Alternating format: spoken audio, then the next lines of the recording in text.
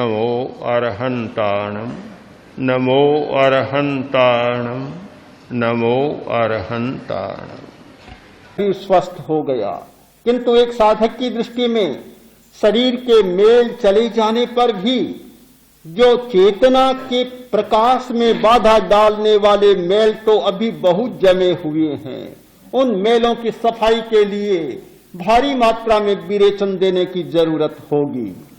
वह विरेचन है आसन, प्राणायाम, व्यायाम आदि आदि।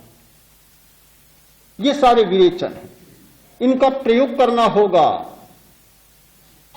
कायोत्सर्गाद्यासन, बंध, व्यायाम, प्राणायाम काय शुद्धि।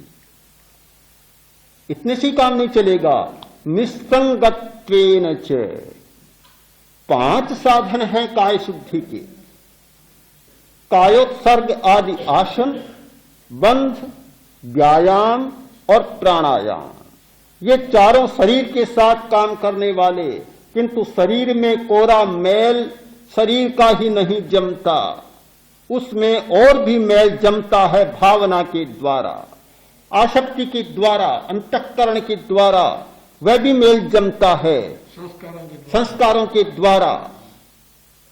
आज प्रयोग में आ चुका, परीक्षण किए जा चुके कि विचारों के कारण हमारे नाखूनों में, हमारे शरीर के अनेक संस्थानों में 50 प्रकार के विष जमा होते। ये विरेचन से साफ होने वाले नहीं है। चाहे डॉक्टर से दवा ले लें, चाहे वैद्य से दवा ले लें, उनके द्वारा ये विष धुलने वाले नहीं है। इनकी धुलाई निस्संगता के द्वारा, अनासक्ति के द्वारा और विचारों के समीकरण के द्वारा ही संभव हो सकती है। तो जहां इतनी गंदगी भरी पड़ी है, इतनी गंदगी, क्या उस शरीर को शुद्ध किए बिना, उसको साधे बिना हमारा लक्ष्य पूरा हो सकेगा? हम चेतना के क्षेत्र में आगे बढ़ सकेंगे? कभी संभव नहीं। हर व्यक्ति आता है और शिकायत होती है कि गर्दन में दर्द है। क्यों नहीं होगा? रीढ़ की हड्डी को तो कड़ा बना रखा है। क्या लचीली है रीढ़ की हड्डी? हमारे शरीर का सबसे बड़ा स्वास्थ्य का एक महत्वपूर्ण उपाय है पृष्ठ रज्जु का लचीला होना। जिसकी रीढ़ की हड्डी लचीली नहीं है वह शारीरिक दृष्टि से भी स्वस्थ नहीं हो सकता और मानसिक दृष्टि से भी स्वस्थ नहीं हो सकता। लचीली नहीं है और हो भी कैसे? भोजन भी नहीं मिलता बेचारी को। पेट को तो भोजन दिया जाता है। लगता यह है कि जो तेज होता है, लड़ाकू होता है, वह तो अपना सामान जुटा लेता है, और जो चुपचाप रहता है, बोलता नहीं है, मौन रहता है, उसकी उपेक्षा करना हमारी दुनिया का नियम है कि उपेक्षा करते चले। वह भी नहीं बोलता तो हमें ध्यान देने की जरूरत क्या है? कोई जरूरत नहीं। शायद इसीलिए लड़ाकू वृत्ति का विकास हुआ कि बिना लड़े काम नहीं चलेगा। लड़ो लड़ो, लड़ते चले जाओ। कुछ लोगों का सिद्धांत ही होता है कि इस दुनिया का नियम है लड़ाई, संघर्ष। इसीलिए सामाजिक चेतना के क्षेत्र में काम करने वाले लोगों ने कहा कि यह लड़ाई हमारे जीवन का नियम है। चाहे डार्विन ने कहा, चाहे दूसरे समाज शास्त्रियों ने कहा, विकासवादियों ने कहा, चाहे प्लुत संचारवादियों ने कहा, मुझे लगता है कि उन्होंने सचमुच एक नाड़ी पर हाथ रखा कि भी दुनिया की प्रकृति यह है कि बिना लड़े काम नहीं होगा। और कहावत भी चल पड़ी कि बिना रोए मां भी स्तनपान नहीं कराती। बच्चा रोता है तब ध्यान देती है, कोई बच्चा शांत हो तो पड़ा ही रहे, मां ध्यान भी नहीं देगी। तो शायद लड़ने की बात अनिवार्य हो गई। पेट तो लड़ाई करता है, बहुत लड़ाकू है, आंतें बड़ी लड़ाकू है, पाचन संस्थान बड़े लड़ाकू है। जब नहीं मिलता समय पर तो फिर ऐसा चमत्कार होता है कि एक उपवास में रात को तारे दिखने लग जाते हैं। हाँ, दिन को भी दिखने लग जाते हैं। आपकी बात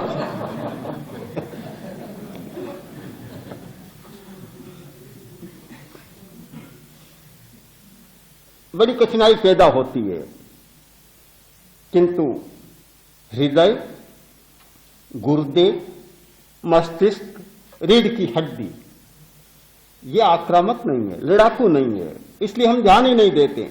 जितना मैल जमा होना है होता चला जाता है। हमारे शरीर में रीढ़ की हड्डी का कितना महत्व है कि सारे स्नायु यहां से गुजरते हैं, चाहे ऊपर से नीचे जाते हैं, चाहे नीचे से ऊपर जाते हैं। यह एक ऐसा मार्ग है जो सबको नियंत्रित करता है, यहां से होकर गुजरते हैं।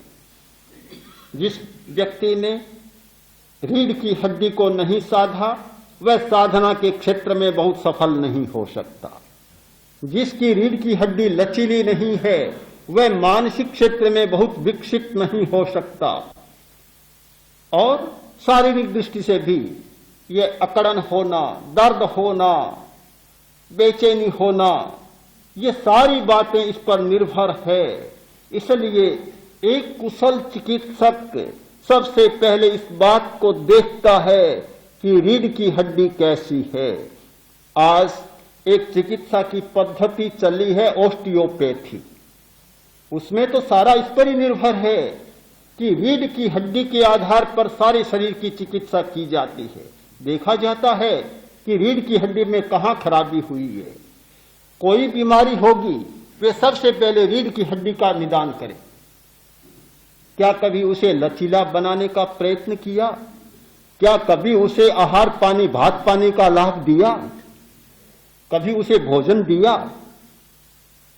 कभी नहीं दिया। जब तक रीढ़ की हड्डी को लचीला बनाने का आसन नहीं होगा तब तक उसे भात पानी नहीं मिलेगा। उसे रक्त चाहिए, उसे मालिश चाहिए।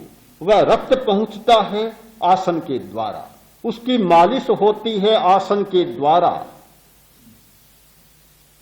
हलासन करते हैं, अर्ध मत्स्येंद्रासन करते हैं, और भी अनेक प्रकार की आसन हैं जिनके द्वारा रीढ़ की हड्डी को पूरा खून मिल जाता है, भोजन मिल जाता है और उसकी बहुत अच्छी मालिश हो जाती है, बड़ी ताकत आ जाती है, लचीली बन जाती है।